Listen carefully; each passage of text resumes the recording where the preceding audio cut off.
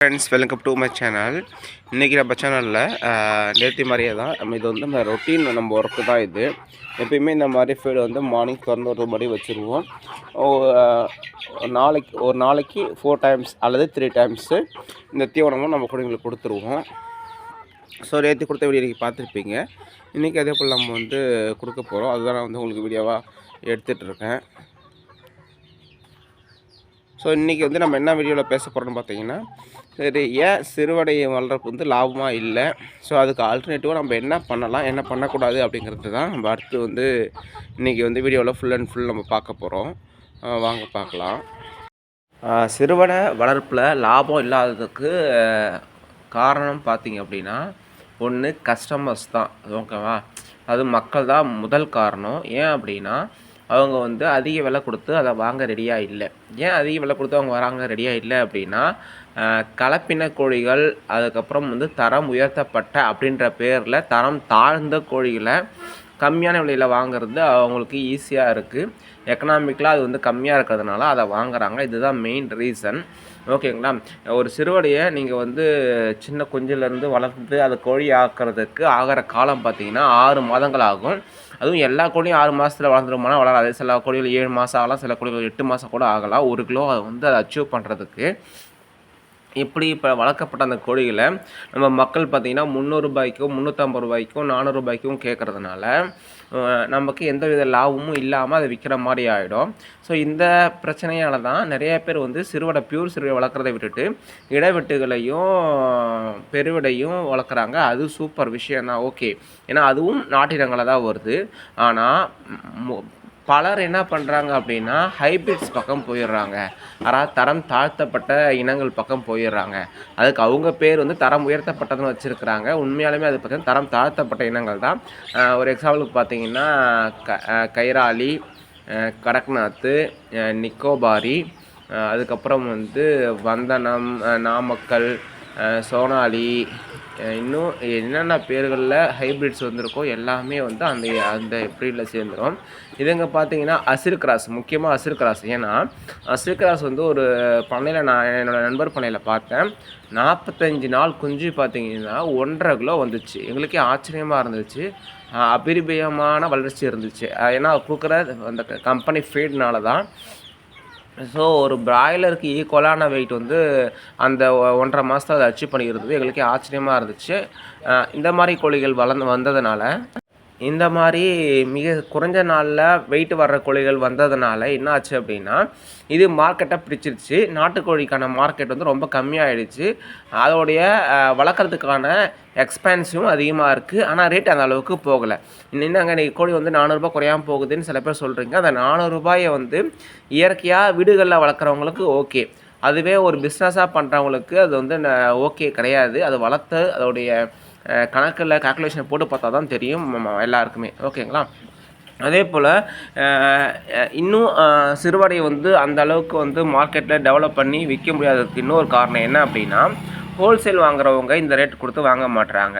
Retail வாங்குறவங்க கூட ஒரு சிலர் அட்ஜஸ்ட் பண்ணி எண்ட் கஸ்டமர்ஸ், அதாவது சமைக்கிறவங்க வழக்க யூஸ் பண்ணுறவங்க வேணால் இந்த ரேட்டுக்கு வந்து ஓகே மேபி 450 500க்கு வாங்கிக்கிறாங்கன்னு வச்சுக்கோங்களேன் ஒரு கோழியை.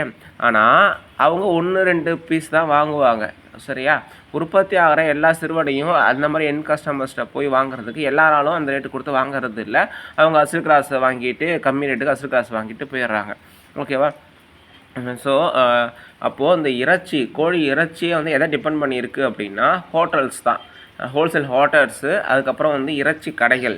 சரியா? இவங்க 2 பேர் தான் வந்து இந்த கோழிகளை வாங்கி மக்களுக்கு போய் சேர்க்கணும். அவங்க வந்து அடிமட்ட ரேட்டுக்கு தான் கேட்குறாங்க. அவங்க விற்கிறது பார்த்திங்கன்னா கிலோ 450 550, கொஞ்சம் சேலம் அந்த சைடெலாம் போயிட்டிங்கன்னா 600 ரூபா வரை கிலோ போகுது. ஆனால் அவங்க மக்கள்கிட்ட எதிர்பார்க்குறது பார்த்தீங்கன்னா 250 ரூபாய்க்கு எதிர்பார்க்குறாங்க. டபுளாக லாபம் வச்சு வாங்கணும்னு அவங்க நினைக்கிறாங்க. ஸோ மேபி அவங்க பிஸ்னஸ்லேயும் ஏற்றம் இறக்கங்கள் இருக்கலாம், அதை நம்ம தப்பு சொல்ல முடியாது. இருந்தாலும் இடையில் வாங்கி விற்கிற அவங்க ஒரு 50% ஷேரை எடுத்துக்கணும்னு பார்க்கும்பொழுது அதை வளர்க்குற விவசாயிக்கோ பண்ணையாளர்களுக்கோ அது பெருத்த அடியாக இருக்குது. அதனால் அவங்களால மார்க்கெட்டில் வந்து விஸ்டன் பண்ணி வளர்க்க முடியல, வளர்த்து அதை வந்து சந்தைப்படுத்த முடியல. இதுதான் வந்து சிறுவடை வந்து பண்ணையை வந்து நஷ்டத்தில் போகிறதுக்கும் சிறுவடை பண்ணையை மூடுறதுக்கான காரணங்கள். உண்மையாலுமே இயற்கையாகவே உண்மையான 100% சிறுவடை பார்த்திங்கன்னா நீங்கள் என்ன தீவனம் கொடுத்தாலும் 1 கிலோவை தாண்டாது. ஓகேங்களா? சேவல் பார்த்திங்கன்னா ஒரு 950 கிராம் தான் வரும். ஒரிஜினல் 100% சிறுவடை. அது யார் ஒத்துக்கிட்டாலும் உண்மை இது தான். ஜங்கிள் ஃபவுல் காட்டுக்கோழிகள்னு சொல்கிறது வண்டலூரில் இருக்கும், நீங்கள் பார்க்கலாம். அதுங்க பார்த்தீங்கன்னா சேவலே 850 950 கிலோ தான் வரும். அதுக்கப்புறம் நீங்கள் என்ன ஃபீட் கொடுத்தாலும் வராது, இயற்கையாக கொடுத்தா வராது. ஓகேங்களா? அதுக்கப்புறம் சிறுவடை 100% பெட்டைக்கோழிங்க பார்த்தீங்கன்னா 700 850 கிலோ தான் வரும். அதுக்கு மேலே அது வர வாய்ப்பே கிடையாது. இந்த மாதிரி வெயிட்டில் வர இயற்கையான சிறுவடையை வாங்கி வளர்த்து அதில் லாபம் பார்க்க முடியுமான்னா கண்டிப்பாக முடியாது. ஏன்னா அந்த 750 வர்ற கோழி இன்றைக்கி மார்க்கெட் ரேட்டில் பார்த்தீங்க அப்படின்னா உங்களுக்கு வந்து 250 ரூபாயிலேருந்து 300 ரூபாக்குள்ளே தான் போகும். ஸோ நம்ம 6 மாதமாக இவ்வளோத்தையும் பார்த்துட்டு அதை அந்த ரேட்டுக்கு விற்றோம் அப்படின்னா கண்டிப்பாக வந்து வளர்க்க முடியாது. அதனால தான் பண்ணையாளர்கள் என்ன பண்ணாங்கன்னா இப்போ வர்ற சிறுவடைங்கிற பேரில் இருக்கிற இடைவெட்டுகள், சரிங்களா, இடைவெட்டுகள்லையே 3ஆக பிரிக்கலாம். சிறுவடைன்னு சொல்லப்படுற இடைவெட்டுகள், அதுக்கப்புறம் வந்து ஒரு 70% இடைவெட்டுகள்னு சொல்லிட்டு 3 வகையாக வந்து இடைவெட்டுகள் இருக்குது. சரிங்களா? அதாவது ஒரு 1.5 கிலோவிலேருந்து 2 கிலோ வரதும் இடைவெட்டு தான், ஆனால் அதை சிறுவடைன்னு சொல்லிடுறாங்க. 1 கிலோவிலேருந்து 1.5 கிலோ வரதும் இடைவெட்டு தான், அதனால் சிறுவடைன்னு சொல்லிடுறாங்க இப்போ இருக்கிற மார்க்கெட்டில். அதுக்கப்புறம் பார்த்தீங்கன்னா 1.5 கிலோவிலேருந்து 2 கிலோ வரதும் ஒரு இடைவெட்டு, அதுக்கப்புறம் 2லேருந்து 3 வரைய வர ஒரு இடைவெட்டு. இந்த மாதிரியான வகைகளில் இடைவெட்டுகளில் இருக்குது. ஓகேங்களா? ஸோ நம்ம சிறுவடையை இயற்கை இனங்களை வளர்க்கணும், அப்படி வளர்ச்சியை ஊக்குவிக்கணும்னா அது யார் கையிலையும் இல்லை, மக்கள் கையில் தான் இருக்குது. மக்கள் வந்து அதுக்கான சராசரி விலையை கொடுத்து வாங்க ரெடி ஆகணும். ஓகேங்களா? 2வது, அப்படி இல்லை எங்களால் வந்து சிறுவடையை வந்து அந்த ரேட்டுக்கு கொடுத்து வாங்க முடியல, அதனால் எனக்கு லாபம் இல்லைன்னு பண்ணையாளர்கள் நினச்சாங்கன்னா அவங்க என்ன பண்ணலாம் அப்படின்னா சிறுவடைக்கு பதிலாக பெருவடையோ அல்லது இடைவெட்டையோ கண்டிப்பாக வளர்க்கலாம். அது எந்த தவறுமே இல்லை. ஏன்னா அதுங்களும் இயற்கையான நாட்டுக்கோழிகள் தான். ஓகேங்களா? அதை விட்டுட்டு தரம் தாழ்த்தப்பட்ட என்னுடைய பார்வையில் தரம் தாழ்த்தப்பட்ட சோனாலி, கடக்நாத், நிக்கோபாரி இந்த மாதிரி இனங்களை தவிர்ப்பது நல்லது.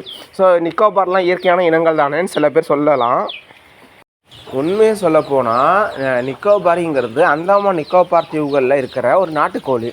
அதை அந்த சூழ்நிலைக்கு எதுவாக அது வளரும். அதை கொண்டு வந்து அதில் வந்து சில சேஞ்சுகள் பண்ணி நம்ம தட்பவெட்ப நிலைக்கும் வாழற மாதிரி அதை மாற்றினாலும் அதை நான் ஹைப்ரிட்னு சொல்கிறேன்.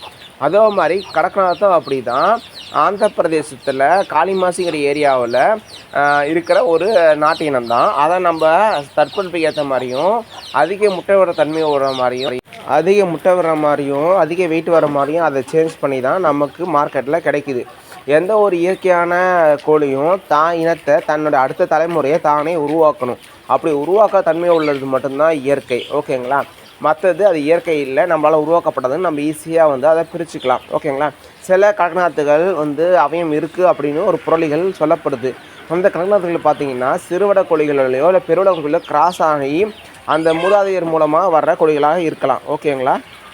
ஸோ அதனால் நாட்டுக்கோழி பண்ணையாகவே நீங்கள் வச்சுருக்கணுன்னா சிறுவடையில் லாபம் இல்லைன்னு நீங்கள் நினச்சிங்கன்னா நீங்கள் என்ன பண்ணலான்னா இடைவெட்டுகளை தாராளமாக வளர்க்கலாம். அதுவும் நாட்டு இனங்கள் தான். அல்லது பெருவடை கோழிகளை வளர்க்கலாம், அதுவும் நாட்டு இனங்கள் தான். ஓகேங்களா? முடிஞ்ச அளவுக்கு சிறுவடையை வளர்க்க பாருங்கள். வளர்த்து அதுக்கான கஸ்டமரை பார்த்து கொடுக்க பாருங்கள். அப்படி முடியல, நான் மார்க்கெட்டில் தான் விற்க போகிறேன், ஆனால் நான் இயற்கையாக தான் வளர்க்கணும், நாட்டினம் தான் வளர்க்கணும்னு நினச்சிங்கன்னா உங்களுக்கு இடைவெட்டுங்கிறது ஒரு சூப்பரான சாய்ஸு. ஏன் அப்படின்னா சில பேர் அந்த இடைவெட்டையே வந்து சிறுவடை நினச்சி வாங்குறவங்களும் இருக்கிறாங்க. அது தப்பு கிடையாது. ஏன்னா அது இயற்கையாக தான் நம்ம வளர்க்குறோம். ஓகேங்களா? ஸோ அதனால் இடைவெட்டுடைய பண்ணைகள் மூடப்பட்டதுக்கு நான் சொன்ன இந்த காரணங்கள் தான் உண்மையான காரணங்கள். ஒன்று, அதிக நாட்கள், விலை குறைவு, மெயின்டெனன்ஸ் அதிகம், இதெல்லாம் இருக்கிறதுனால தான் சிறுவடை பண்ணைகளை லாபகரமாக கொண்டு போக முடியல. ஸோ இந்த கருத்துக்கள் எல்லாருமே ஏற்றுக்கணும்னு நான் சொல்லலை. இந்த கருத்துக்களுக்கு எதிர்கருத்துக்கள் இருந்துச்சுன்னா நீங்கள் கமெண்ட்டில் சொல்லுங்கள். சரியாக இருந்தால் அதை நானுமே ஏற்றுக்கிறேன். ஓகேங்களா? ஸோ இந்த வீடியோ எல்லாருக்கும் பிடிச்சிருக்கும் நினைக்கிறேன். பிடிச்ச வீடியோ லைக் பண்ணுங்கள், சேனல் சப்ஸ்கிரைப் பண்ணுங்கள், ஷேர் பண்ணுங்கள். நன்றி.